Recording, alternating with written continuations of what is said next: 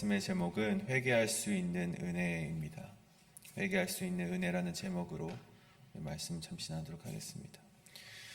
제가 어렸을 적부터 이 기후 위기라는 소리를 듣고 자라왔습니다. 그래서 우리 저탄소 매출, 또 분리수거, 탄소 중립이라는 것을 끊임없이 배우면서 자라왔죠. 그런데 계속해서 이상 기후는 지속됐습니다. 그래서 어떻게 됐습니까? 결국 이제 인간이 전 세계가 하나로 힘을 뭉쳐서 기후를 우리 다시 회복해보자 라고 결심을 해도 회복할 수 없는 임계점에 다다랐다는 것이죠. 그래서 이제는 이제 기후 위기의 시대가 아니라 기후 재난의 시대를 살아가고 있는 것이 바로 이 땅 우리가 살아가고 있는 시대이죠. 하지만 그런 경고에도 불구하고 그렇게 위기가 지나 이제 재난이 되었다라고 함에도 불구하고 우리 인간은 변하지 않습니다. 심판의 위기와 경고를 받고도 개개인에게는 삶의 편리함 때문에 그리고 그 죄된 습성 때문에 여전히 그런 환경 오염의 삶을 살아가고 있고, 거시적으로는 계속되는 개발과 이윤 추구의 명목으로 하에서 우리 많은 이제 개발이 이루어짐에 따라 이제 환경은 더더욱 오염이 되어가고 있습니다. 마치 오늘 말씀과 같습니다. 하나님의 심판의 경고를 받고도 끝끝내 회개하지 않는 인간의 모습이 바로 이러한 모습이라는 것이죠. 오늘 우리가 함께 나눈 이 요한계시록 9장은 무시무시한 환상으로 가득 차 있습니다. 그래서 우리는 이 환상을 통해서 그토록 하나님께서 우리에게 말씀하시는 메시지를 발견해야만 하는 것이죠. 결론적으로 두 가지 메시지입니다. 첫 번째는 하나님께서는 오늘 이 회개하지 않는 자들에게 하나님이 정하신 때와 정하신 방법으로 분명한 계획 아래 심판하신다는 그런 사실을 깨달으라는 것이고, 또 두 번째는 그럼에도 인간이 회개할 수 없는 존재라는 사실을, 그런 본질을 보여주고 있다는 것입니다. 그래서 오늘 말씀을 통해 우리는 이 심판의 경고를 피하기 위해, 또 회개할 수 없는 완악한 인간의 모습을 탈피하기 위해 우리의 신앙을 다시금 되돌아보는 오늘의 시간이 되길 간절히 소원합니다. 오늘 본문은 먼저 하나님의 심판이 무작위적이거나 충동적이지 않다는 사실을 보여주고 있습니다. 우리 15절이죠. 그들은 그년 월 일시에 이르러 사람 3분의 1을 죽이기로 준비된 자들이더라. 이 네 천사가 놓였다라는 그 앞의 말씀과 동시에 이제 하나님께서 정해진 일시에 사람 3분의 1을 죽이기 위해 준비해 놓으셨다는 사실을 보여주게 됩니다. 이 모든 것은 하나님도 얻지 못할 운명이 아니라 하나님께서 계획한 심판이라는 것을 보여주는 사건인 것이죠. 하나님께서는 이미 숱하게 말씀하셨습니다. 회개하지 않으면 심판받는다. 수많은 기회를 주셨고 심지어 그들의 눈앞에서 경고까지 하셨지만 그들이 더더욱 그 말을 듣지 않으니 하나님께서는 그들을 죽이기로 계획을 하셨다는 것입니다. 참 아이러니하게도 심판의 경고가 강해지고 가까울수록 그 말을 들을 것 같지만 사람의 그 완악함은 그 말을 오히려 듣지 않는다는 것을 오늘 말씀이 보여주고 있습니다. 여러분, 보통 운전을 하면 우리가 40마일 정도는 충분히 달립니다. 그냥 도로에서도 40마일 정도는 우습게 달리는 속도죠. 근데 여러분, 40마일이 느린 속도입니까? 여러분, 그렇지 않습니다. 40마일은 굉장히 빠른 속도입니다. 그런데 적어도 이 40마일 이상 달림에도 불구하고 우리는 그 달리는 자동차 안에서 졸음이 온다는 것입니다. 근데 누가 졸음을 깨겠다고 우리 좀 더 빠르게 달려볼까 해서 20마일을 좀 더 밟아서 한 60마일로 달리면 우리가 잠을 깰 수 있을까요? 제가 한국에서 운전을 할 때 너무 졸려서 그렇게 빨리 달리는 와중에 안 되겠다, 이 창문을 한번 열어보자 해서 바람이 그렇게 센데도 잠이 옵니다. 스피드가 빨라서 잠을 깨는 것이 아니라 스피드가 빠른 와중에도 잠이 온다는 것이죠. 근데 왜 그럴까요, 여러분? 이 빠르게 달린다는 것이 위험하다는 것은요, 충분히 우리 몸도 뇌도 인지를 하고 있습니다. 빠르게 달릴 때 그 엔진 소리와 진동과 바람 소리가 우리에게 조심하라고 하고 있지만 계속되는 그러한 위험한 자극들이 오히려 우리를 깨워서 위험하다라고 말한다기보다 이 지속되는 자극, 일정한 자극은 우리로 하여금 위협을 주지 못한다는 것입니다. 오히려 일정한 자극이 우리에게 편안함을 선사한다는 것이죠. 말씀에 따라 죄를 구분짓고 살아가십시오. 이렇게 하면 여러분 정말 큰일 납니다라는 경고를 들어도 일정되게 우리에게 주어지는 경고를 통해서 우리는 익숙한 아멘을 던지고 그렇지 이렇게 살면은 우리 안 되지 라는 공감을 하고 그렇습니다. 우리가 이렇게 살면 안 됩니다라는 인정이 오히려 그런 익숙한 신앙생활이 우리에게 더 큰 위협으로 다가오게 된다는 것입니다. 설교를 듣고 성경을 읽고 찬양을 부르고 기도를 하지만 이 모든 것이 경고로 들리지 않는다면 그저 말씀을 소비하고 찬양을 소비하는 소비자일 뿐이라는 것이죠. 오늘 본문에 등장하는 사람들은 그러한 경고를 받아들이지 못했고 그러한 경고가 그들의 삶에 자극이 되지 못했고 그 결과 그들이 어떻게 됩니까? 회개하지 않는 자들이 되었다라고 오늘 말씀이 이야기하고 있습니다. 근데 여러분 여기서 끝이 아닙니다.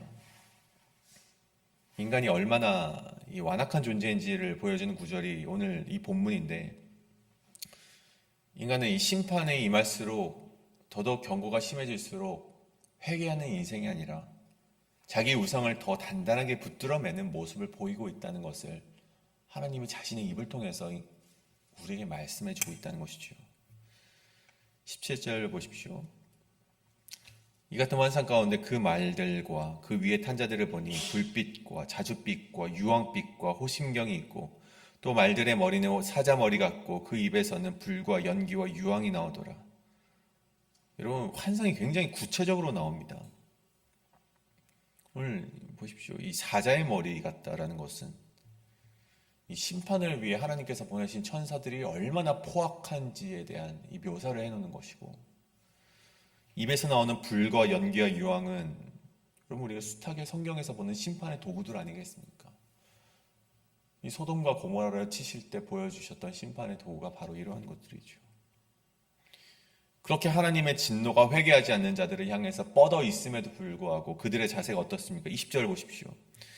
이 재앙에 죽지 않고 남은 자들은 손으로 행한 일을 회개하지 않았다. 오히려 여러분 보십시오. 오히려 여러 귀신과 또는 보거나 듣거나 다니거나 하지 못하는 금과 은과 동과 목석의 우상에게 절하였다라고 되어 있습니다.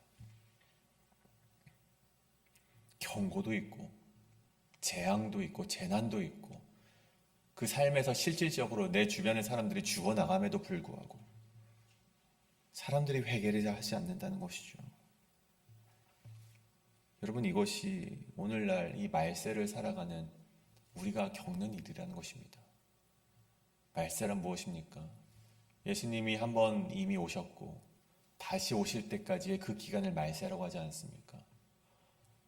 근데 그 말세를 살아가는 자들의 모습이 바로 이렇다는 것입니다. 경고도 있고 재앙도 있고 설교를 통해서 끊임없이 회개하라고 말하지만 회개하지 못하는 인간이 저와 여러분과 이 땅의 사람들의 모습이라는 것이죠. 근데 여러분 여기서 회개하지 않았다라는 이 본문의 핵심은 단순히 우리가 어떠한 행동을 하지 않았다라는 선택의 문제를 우리가 그런 선택을 하지 않았다라는 문제를 가리키는 것이 아닙니다. 우리가 회개할 수 있었지만 회개하지 않았다라는 것을 말하지 않는다는 것이죠. 그럼 무엇이냐? 오늘 본문은 인간 안에 있는 이 회개의 기능 자체가 마비되었다라는 것을 보여주고 있다는 것입니다. 내가 회개하면 되는데 회개하지 못해서 이렇게 심판받는구나가 아니라 우리 안에는 회개할 수 있는 능력조차 없다는 것을 오늘 말씀이 이야기하고 있다는 것이죠. 예레미야 13장 23절을 보십시오. 굿수인이 그의 피부를 표범이 그의 반점을 변하게 할 수 있느냐? 할 수 있을진데 악에 익숙한 너희도 선을 행할 수 있으리라. 여러분 조금 더 풀어 말하면 이제 굿수인이 그 피부를 변하게 할 수 있겠냐? 표범이 그 몸에 난 반점을 바꿀 수 있겠냐? 만약 그것이 가능하다면 그럼 악인인 너희들도 선하게 될 수 있겠다. 이 반어법이죠. 그럴 수 없다는 것을 말하는 것이죠.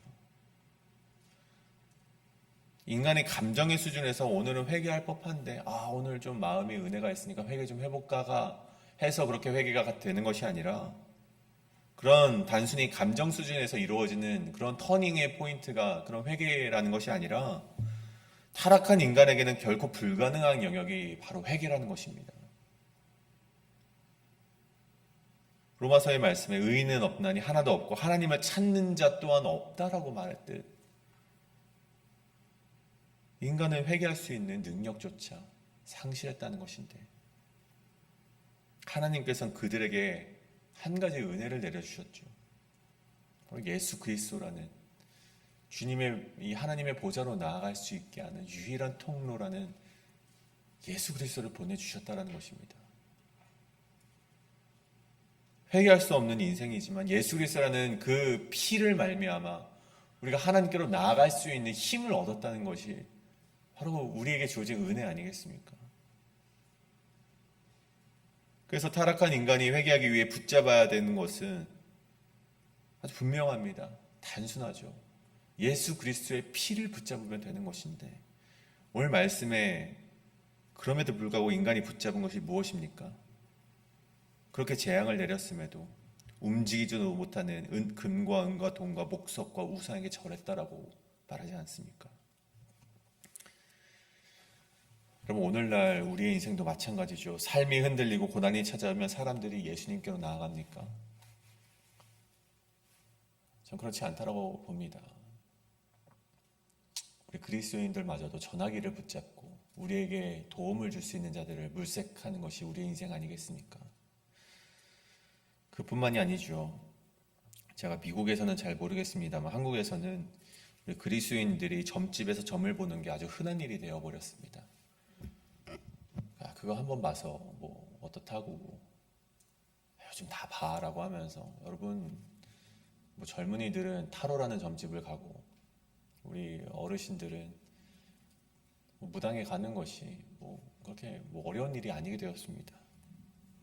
기복신앙으로 자기 만족의 쾌락으로 내 방식대로 그 재앙을 이겨보겠노라. 정말 움직이지도 못하는 여러 귀신과 금과 은과 돈과 목석의 우상에게 절하는 모습이 이 시대의 모습이라는 것입니다. 그리고 그 모습은 세상 사람들의 모습이 아니라 그리스도인들의 모습이기도 하다는 것이죠. 그리고 그렇게 살아갈 때 그 열매가 무엇입니까? 마지막 절에 살인과 복술과 음행과 도둑질의 열매가 맺히게 될 것인데 여러분 신앙인으로서 맺혀질 삶의 열매가 이러한 것들이라면 여러분 어떻게 우리의 인생이 그리스도인의 인생이라고 말할 수 있겠습니까? 굉장히 부끄러운 것이죠. 사랑하는 여러분, 오늘 본문은 단순히 하나님의 심판의 그 공포를 우리에게 주고자 함이 아닙니다. 공포스러운 심판을 말하고자 함도 아니죠. 회개하지 않으면 지옥에 간다는 식의 위협도 아닙니다. 이토록 명확한 하나님의 경고 앞에서도 회개하지 않는 마음이란 하나님이 주신 은혜를 무시하는 인생일 수 있다는 것을 깨달으라는 것입니다. 이렇게 숱한 경고에도 불구하고 단순히 예배만 나오는 우리의 신앙이 회개를 하지 않는다면 하나님이 주신 은혜를 무시하는 은혜라는 것입니다. 왜 열심히 기도를 하지만 회개가 없다면, 하나님이 주시는 은혜를 간구하지만 회개가 없다면 참 아이러니한 신앙인의 모습이 된다는 것이죠. 그래서 오늘 본문 말씀이 말하고자 하는 것은 결국 무엇입니까? 예수 그리스도를 붙잡는 인생으로 살아가라는 것입니다. 예수님 피 없이는 결국 모두가 심판받을 인생이었지만 회개조차 불가능한 우리를 위해서 회개의 길을 예비해 놓으신 하나님의 길에 우리가 다시금 돌아서라라는 말씀이 바로 오늘 요한계시록 9장의 말씀이라는 것이죠. 여러분, 하나님의 경고는 결코 모호하지 않습니다. 문제는 모호한 것은 그 경고를 들으면서도 돌이키지 않는 인간의 완악함이라는 것이죠.